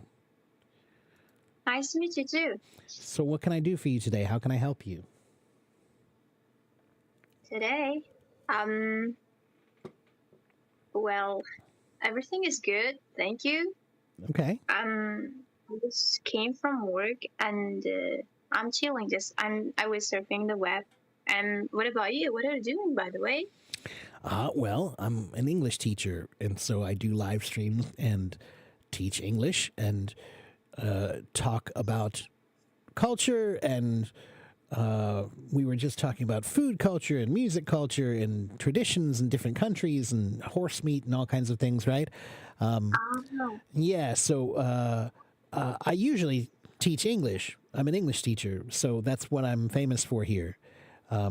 So that's why, that's why I said, can I help you with anything? Because usually people have questions for me about English or language or culture or something like that. You know, they want to ask me about vocabulary or grammar or the IELTS test or something, or they want to ask me about traveling to the United States or American culture or something like that. I see. I got it. Thank you for invitation for me. Actually, I got a bunch of questions for English, you know. I have some problems. So if I can tell about the problems to Sure. improve. Well, actually, I have a problem with my reading and listening. Well, maybe it's because of my concentration. Well, I am preparing for the IELTS exam, you know, Mm-hmm. and I have a problem with my reading and listening. Okay. How can I? can you tell me more about your reading problem? What exactly is your problem? Well, so mhm. honestly, Is it I got a vocabulary, problem with or my. is your reading, is the reading you're doing too difficult to understand? Is it a problem of comprehension, understanding, or is it a problem of focus and concentration? What's the problem with your reading?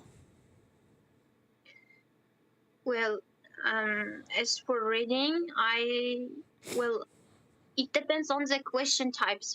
As for multiple choice and heading, they are so like they seems like what I say so difficult for me, and comprehension also.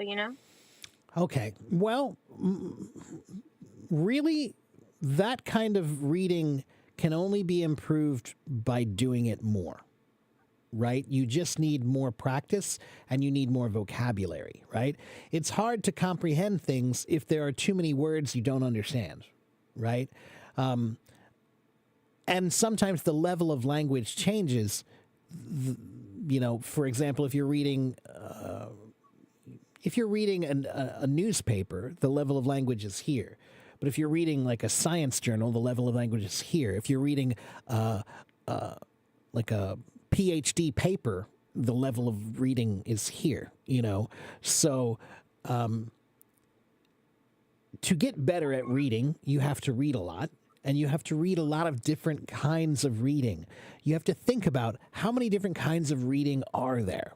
And am I doing all of them? Am I working on all of them? So am I reading articles? Am I reading short stories? Am I reading poetry? Am I reading plays? Am I reading the news? Am I reading epic novels, meaning like a really long one, like War and Peace or something like that, Am I reading movie reviews, TV reviews, restaurant reviews? How are you challenging your reading? And you have to think about it like that. Like, how many different kinds of reading are there? I can read about history. I can read about science. I can read about, topics. There are many different kinds of topics you can choose, right? So first, you have to challenge yourself more by considering what kind of reading you're doing and are you doing enough practice? Then you need to think about where are your weaknesses, right? So maybe you like poetry, but poetry is not that important, and also maybe it's not that difficult for you. Poetry's okay, but maybe historical writing, might be difficult for you. It's okay if you need a minute. Maybe historical writing is difficult for you to understand, or maybe math problems, sometimes math problems, the way they word math problems can be very confusing, right? They do that on purpose. That would be my first suggestion, is find more reading to challenge yourself and do more of it. But then the other part to that is you also need to spend a good amount of time working on your advanced vocabulary. Okay? Because once you reach that place where you're talking about advanced language, advanced reading, you need advanced vocabulary. Okay? One of the live streams that I do on Hello Talk sometimes, maybe I'll do one soon. Maybe I'll do one soon. It's I do a live stream about etymology. Etymology means the history of English words and where they come from and how they've changed over time. And 60% of English words come from Latin, the Latin language. 30% of English words come from French. 20% of English words come from German. We have words that come from Persian. We have words that come from Arabic. We have words that come from Chinese and Japanese and Hindi. And if you know where the words come from, for example, Latin, 60% of our words come from Latin or Greek, right? So, for example, if you learn a few words in Latin, you can learn many words in English. For example, magna.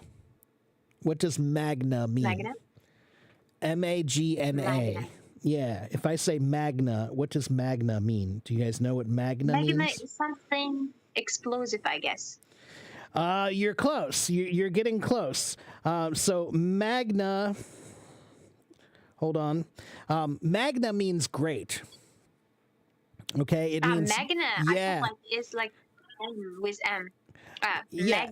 Magna yeah. means great. And we have many English words that have magna in them, like magnanimous is a word that means a great person. He's a very magnanimous person. He's very great. Or let's see.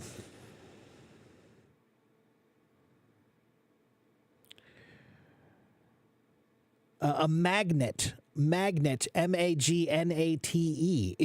is like a great business person. He's a business magnet, means he's a great businessman, right? So hold on.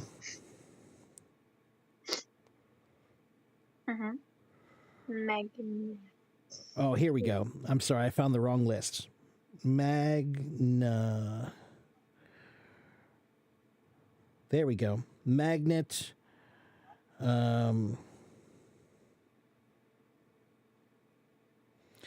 So the word.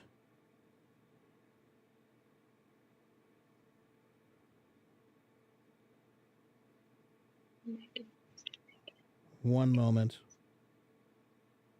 Oh, magnify. Magnificent. Yeah, there we go. Yeah, magnificent. If someone is magnificent, something is magnificent, then it is great. Right? Yeah, so totally. so this is what I mean is like this is a trick that's really good for improving your vocabulary at an advanced level. There are many words that have pre in them, right? Preview, pre-text, pre-read, prepare, right? There are lots of pre-words. There are lots of pro words. There are lots of post words. There are lots of words that mean small, like diminutive, diminution. Those are, even the word dim means smaller, right? A dimmer light. So etymology, you can watch my etymology streams, and that's a really great place to go to learn vocabulary in a completely different way. Right? You're looking at the history of the word, finding what the root of the word is, trying to understand all the parts of the word, right? So, for example, all of the words that mean science, like ology, right? Biology. What is biology? Yeah. What is biology? Bio, B-I-O, means life in Latin and Greek. And logic is a subject. Yeah, ology means the science of something, the study or science of something. That's right. Yeah, so biology means the science or study of life, right?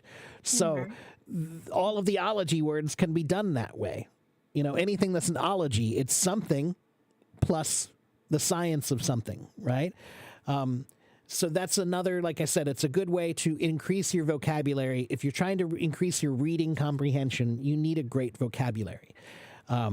And reading is one of the best ways to improve your vocabulary. If you want to push yourself, you need to read. I should read more and more, yeah? Yeah, you should. Reading is, I don't care what language you're learning. If you're trying to be great at that language, reading is a really important part of it. And you have to remember that reading is one of the most, it's still the greatest technology we have. So computers are amazing. Computers are amazing, right? But I can read Plato, the Republic, written by Plato in Greece a couple thousand years ago. And I'm reading his words. I'm reading the words of a man who lived. It's like a time machine, So reading is still one of the greatest technologies that we have. So you should consider that. Reading is an amazing, animals don't read. Imagine if they could, the knowledge they could gain, but books are like a time machine. and a travel machine. They can take you to new places and times, and even to a place that doesn't even exist, right? So books are amazing that way. Reading is amazing that way. It's still the greatest technology we have, reading. So what's what's your next question? And the next question, like about listening. Okay. So what's your problem with listening? Well, I can't focus. Like I can't concentrate in the whole listening. While I'm doing listening. Well, if I had a great concentration, if I can focus, well, what I say, I can find 40 out of 4, no, maybe 38 and even 39 out of 40, but sometimes the main problem is my concentration, actually. Okay. Well, concentration. How do you improve concentration? That's the question. How can you improve concentration? Concentration is something that many people, it's kind of like patience. Patience and concentration are things that many people think that you just have it or you don't. You either have concentration or you don't. You either have patience or you don't. That's not true. Patience and concentration are skills that you can learn, and they require practice. So, to learn concentration, you need to do things that require concentration. Okay? So find some skills, find some tasks. So, for example, how did I learn patience? I learned patience from fishing and chess, the game of chess and fishing. Chess requires patience. You know, it's not a fast game. You have to think about your moves, and the other person has to think about their moves, and it takes a lot of time and patience and focus, right? And fishing is another one that when you go fishing, it takes patience. You have to wait for the fish. The fish don't just come. You have to wait for them, you know? So cooking is another one that helped me learn focus and patience. Yeah, because if you don't focus when you cook, you're burning your food. You're going to ruin it, right? If you focus the whole time, then your food will be delicious. If you focus on following the instructions and cooking exactly what it says to do, then your food will be delicious. But if you lose your focus, you'll screw something up when you're cooking, right?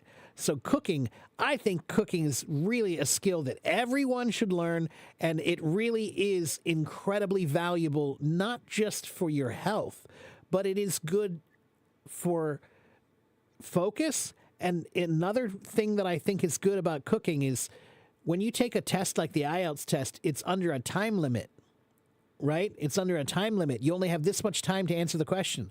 Cooking is the same way. Cooking, when you cook things, there's a time limit. You have to focus on the time. You have to think about, how can I do this action within this much time? So it's a good exercise to practice to teach you how to think about doing actions within a time limit, right? So cooking helps me take tests, because when I take a test, I feel confident that I have 10 minutes. Okay, I know how to do this in 10 minutes.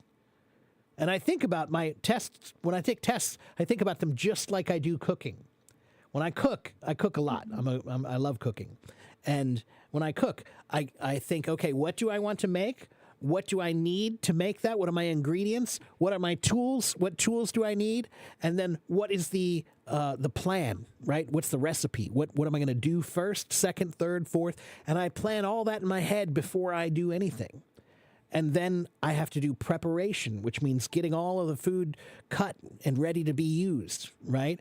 And then you actually follow through with the plan, right? Same thing when I take my tests, is I look at the question, I think about the question, I think about, okay, what are the main points of this? And I write them down, and that's my ingredients, right?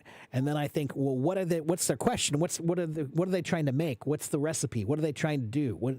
Then I try to answer the questions the same way I would with cooking, under a time limit, and I think about the main points, the main ingredients, and so cooking helps a lot of things. Plus, it's just delicious.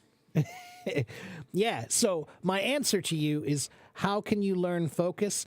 You have to practice focus. Concentration and focus is something that can be learned, but you must make a plan for how you can improve it. Another thing that taught me this is when I was about 19 or 20 years old, I started studying a little bit about Zen Buddhism.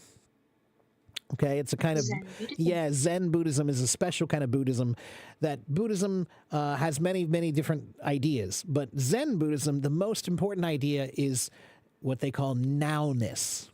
Nowness, which means that, nowness means that you're not thinking about the future. You're not thinking about the past. Your mind is here now in the present and only here.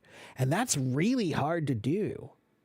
It's really hard. People don't think about this that much, but we're always worried about the future. We're always worried about what we've done. We're always thinking about the future and the past at the same time. So trying to do things now is very difficult. And in Zen Buddhism, they have some different activities they do to help teach you this kind of presence. So, for example, one is flower arranging. They have flowers, beautiful flowers, and you have to put them into a vase and arrange them. And there's a whole process. There's an art to it, right? You don't just put them in there and be like, I'm done. No, you carefully have to choose each flower, and you think about it only now. You don't think about the future. You don't think about the past. You're just picking up the flower and you're carefully putting it where it needs to be, right? They have walking meditations that are like that. They have tea ceremonies that are like that. When they do their tea, it's an art of meditation. And the purpose is to teach you focus on the now, only the now, right? When you're a musician, I'm a drummer, if you didn't notice the drums behind me. And when you're a musician, it's the same thing. Yeah, when you're a musician and you play a song, you can't think too much ahead and you can't think about too much behind. You have to be focused on the now, right? To play good music. If I'm worried about what I play next, then I'm not thinking enough about what I'm doing now, and I'll lose focus. If I make a mistake and I think about it too much, then I'm thinking about what happened in the past too much, and I'm not focused enough on now, right? So musicians, we understand the idea of concentration on the now, right? Also. Okay? Got it. Yeah, so those are the things I would tell you. Is your English is excellent, by the way. So you just need to make a plan for how you can improve your concentration. What kind of activities and skills can you do to teach you focus and concentration, right? My sister is a pastry chef. She's a chef, and she makes cakes, and she makes these wedding cakes, right? They're the wedding cakes that look like art, like the icing and the flowers. It's all sugar, and it's beautiful, and it's amazing, and it takes hours, and it takes incredible amounts of focus and concentration, right? Cooking takes concentration. Baking, that takes a lot more concentration. You have to really be concentrated, and have good focus when you're baking. So, and then when you're talking about reading, you got to read more. And you have to think about reading like a skill that you can build. What are your weaknesses with reading, and what are your strengths with reading? How can I do more of it? And how can I build my vocabulary? Because if you don't have the right vocabulary, I don't think you need to be able to use big words, but you do need to understand what they are. So when I speak, almost always, I use mostly simple words to explain all my ideas. That doesn't mean I don't know big words. I know them. But language can sometimes be exclusionary, meaning it excludes people, right? And if I use too many big words, then now too many people don't understand what I'm talking about. I've excluded many people. Exclusionary, to exclude. So you probably know the word include. I want to be included. Yes. Yeah, so exclude is the opposite of include, right? To include someone means to add them. To exclude them means to kick them out. They're not allowed. They're excluded. And if I use language that you can't understand, I'm excluding you. Right? So as a teacher, this is something I learned many years ago. Teachers should almost always use the simplest language they can, because simple language includes everyone. Everyone can understand simple language. But if I use some very complicated language, do I sound smart? Sure. But that means that there are people in my audience who think, oh, he's really smart. I don't understand anything he's saying. So sometimes when you're desperate to sound smart, you impress a few people, but you exclude many other people. Right? There are people who might be impressed by your language and your big words, but there are a bunch of other people who just don't understand your point because you excluded them by using language they don't understand. Okay? So language is always good, simple. Right? In music, we say simple music played well is always better than complicated music played poorly. Same thing is true with language. Yeah. Simple words, simple language spoken well is always more powerful and better than complicated language used poorly. Okay?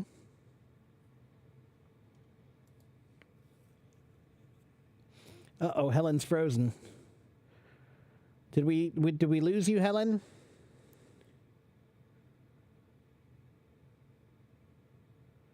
Helen.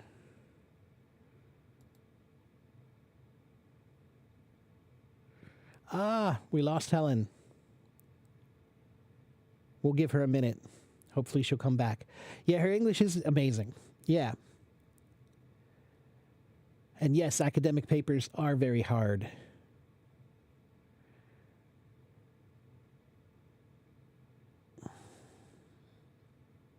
Bye-bye, Belen. Hello, Simon. Hello, Sarm. Thank you for the gifts.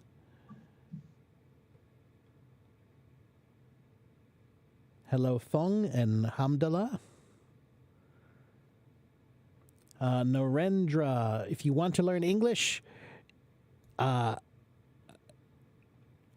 you can follow me, and then you'll learn from me. Okay? Join my YouTube channel there, and you can watch my videos, and you can learn from my videos. Okay? If you want private lessons from me, you have to go to my website and buy them. Helen, are you still there? Yeah, now it's okay. Yeah. Okay. Okay, there you are. Yeah, I fixed that. Sorry by the way. No, that's no problem. No big deal. Hey, what we're doing right now is very crazy, right? Think about it. I'm on video talking with you live around the world, while a bunch of other people talk to us at the same time. It's a very crazy thing, that's a crazy technology. My videos being shot up into space and then coming back down into your part of the world, and then your video is going up to space. I mean, it's really crazy what we're doing right now, So we should remember that. We shouldn't take this for granted. This is a very powerful technology that we're using right now. Yeah, you're right. Yeah, somehow. Yeah. I mean, think about it this way.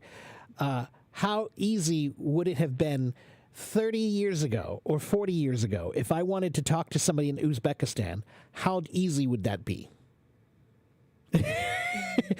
Not easy at all. Not easy at all. If I wanted to talk to somebody when I was a boy, if I wanted to call Uzbekistan when I was 10, could I call Uzbekistan? Maybe. Yeah, I could call someplace in Uzbekistan, but it would cost a lot of money, and probably I probably couldn't find somebody who spoke English. It would be very hard to find somebody who would speak English, right? So now it's crazy, that here we are, 2024, and now we're talking in the same language on video, live. That's why it's a beautiful thing. It's a beautiful thing. Yeah. Thank goodness. That's all okay. Yeah, that's right. Yeah. Think about, if we could get everybody to use the internet like this, that we could all talk to each other in different countries and see that we're not so different. You know, that's a huge, huge thing because everybody thinks we're different. But when you talk to people from around the world, I've talked to people in every country in the world on this app. I've been on this app for more than 11 years. And I've talked to people in every part of the world. I have 74,000 followers. And I can tell you, again, it's a special thing to be able to talk to people around the world like this, to be able to understand each other. You know, it's a really, really crazy thing we're doing. So, did you have any other questions about English or culture or anything?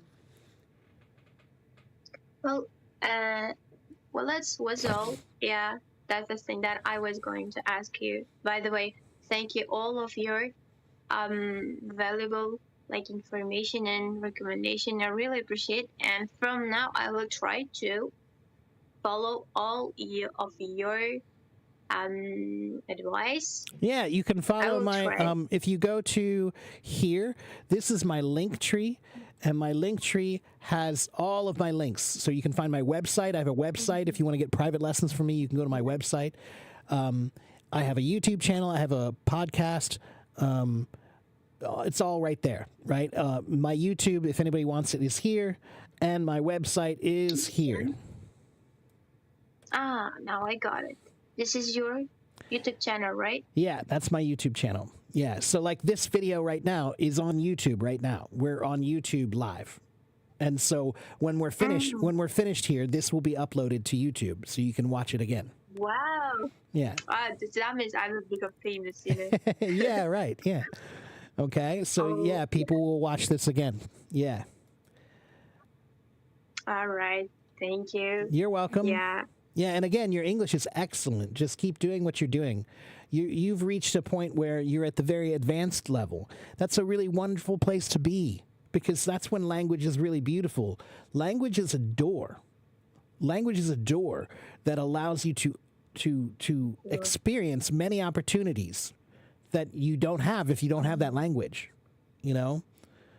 So, when you reach an advanced level with any language, it's really amazing because it's a door to opportunities and understanding culture in a different way. You know, if you can watch an American movie and see the subtitles in your language, that's okay. But it's much better if you see the movie and hear it in English and understand it in English. Just like if I read a book from Uzbekistan, I can read the English translation, but it will be much better if I could understand the real language. That would be better. Yeah. You know, it's almost always different, you know? Yeah. Translations are not always 100%. Translations are always more like 90%, you know? So they change something. Yeah. Yeah, they have to change things a little bit. Yeah. So, all right. Well, Helen, it was wonderful to talk to you and nice to meet you. Make sure you follow and come back and see me again sometime, okay? Of course. Okay. Why not? Take care. Bye-bye, Helen. Yeah. Thank you. Okay. Guess what, guys? I've been here for too long. I've been breaking my rules. I said I was going to do an hour and a half, and now it's been almost 2 hours and a half. Hello, Gunter. Merry Christmas to you and your family. Fun fact, everyone, you can learn English for free. Yes, that is a fun fact. You can learn just about anything for free. Fun fact, Banjo.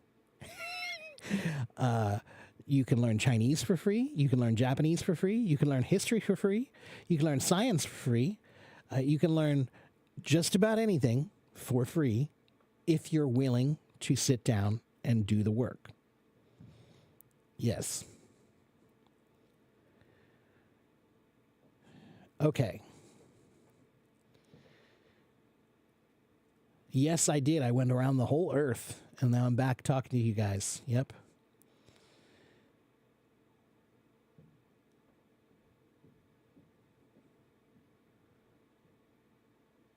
Thank you, the user. Okay, guys. Yeah, it's no time left for me too, Gunter. I need to go as well. So, thank you very much, guys, for watching. I need to go. Make sure you follow. Once again, here's my YouTube channel.